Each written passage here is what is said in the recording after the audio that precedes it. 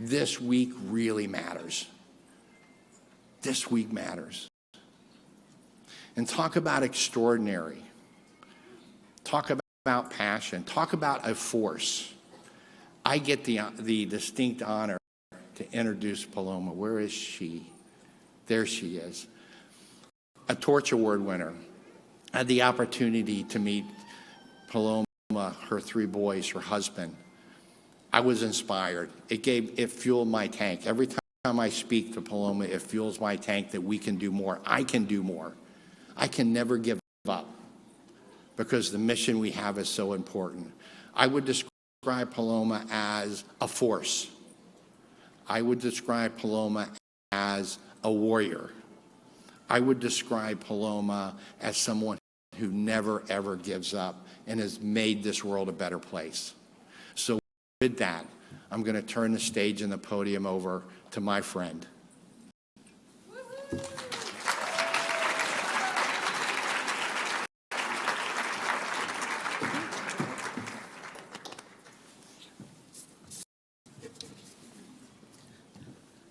Wow, hi. Welcome to Rare Disease Week on Capitol Hill 2026.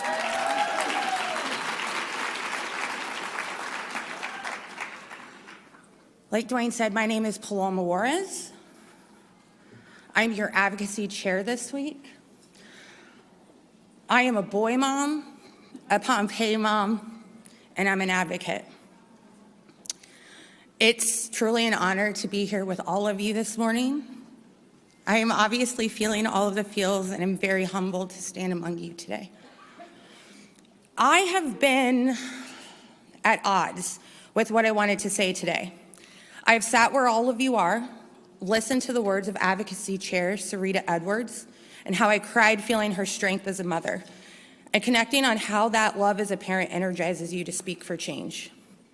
I smiled with tears and pride as Abby Hauser, a YAR member and advocacy chair, spoke and made me wonder if my own boys would be as self-assured and speak like that one day.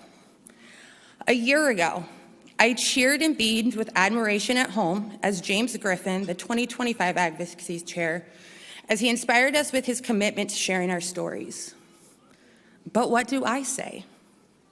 What do I say in a moment that is so profound, unprecedented, for not just us as patients, but as advocates, as parents, and as Americans? There is a lot to want in this moment.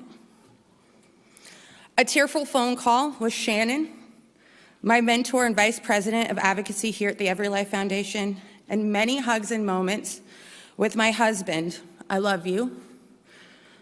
I realize that the answers are in my why.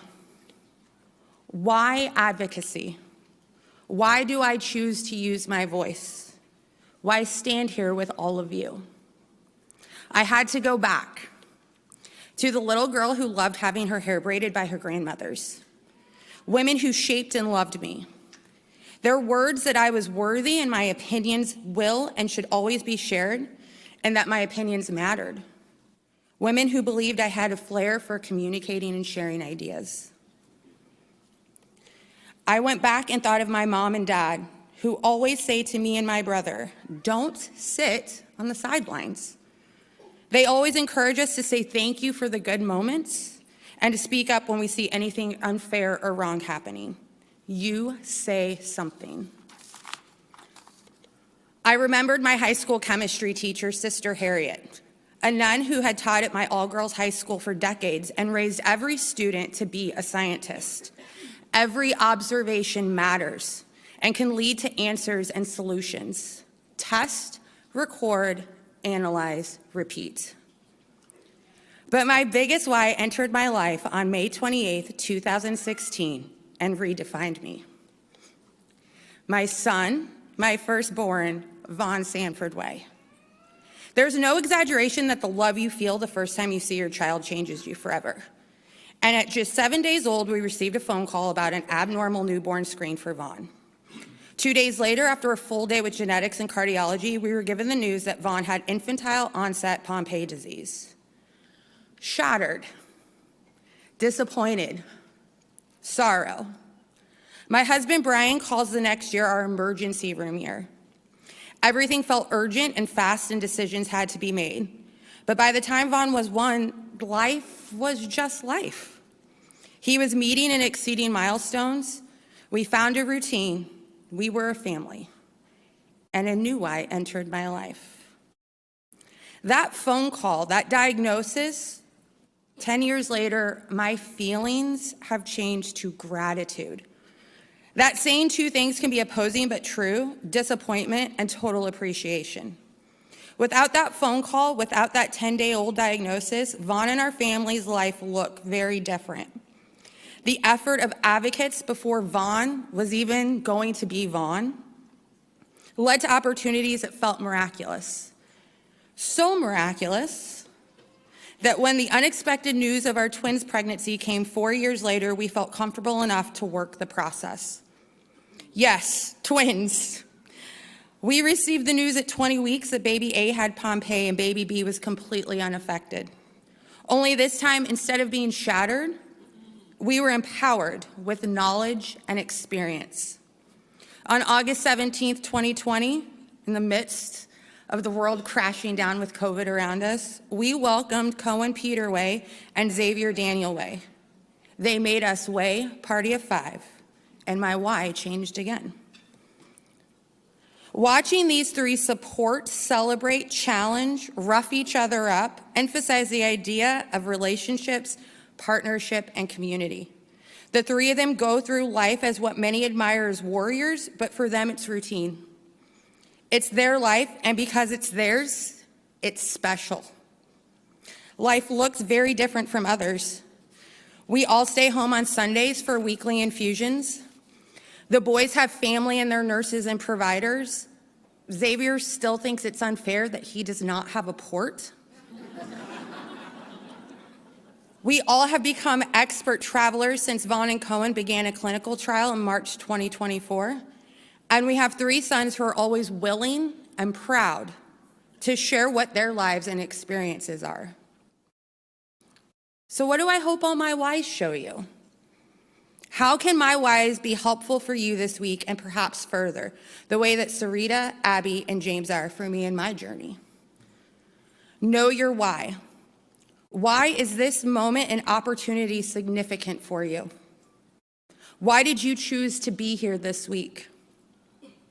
There's no appropriate or right answer. It's yours, and that's significant. There are doctors who know our diseases. There are representatives who have ideas or goals for how we govern, but you are the expert in your journey. Just like all the people who have become part of our family, our sons know that they are the experts in their own life. Community. Community is not just a way of support, but a way to learn. Building relationships with people whose lives look different than our own. Is there a better currency in this world?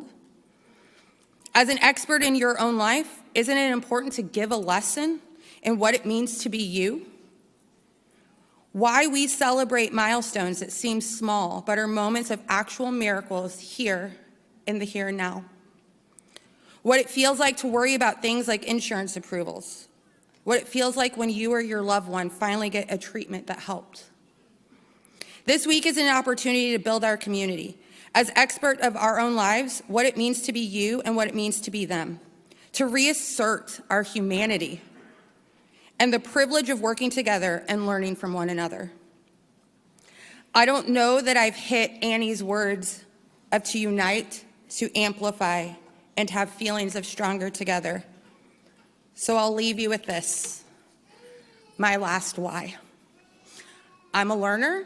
We raise our sons with encouragement that being a learner is the greatest gift of life. And as a learner, I love learning from Brene Brown. She talks about courage. Brene Brown defines courage not as fearlessness, but as the willingness to show up and be vulnerable when you cannot control the outcome. And that like anything, courage is practice. I would say all of us here are pretty damn practiced in courage. She says, and I do my best to remind this as a mother raising the next generation, courage is like, it's a habitus, a habit, a virtue. You get it by courageous acts. It's like you learn to swim by swimming. You learn to courage by couraging. Being here as a community and the willingness to share and impact change is courageous. So I close with this. This week, seize the opportunity to practice courage and keep on encouraging. Thank you.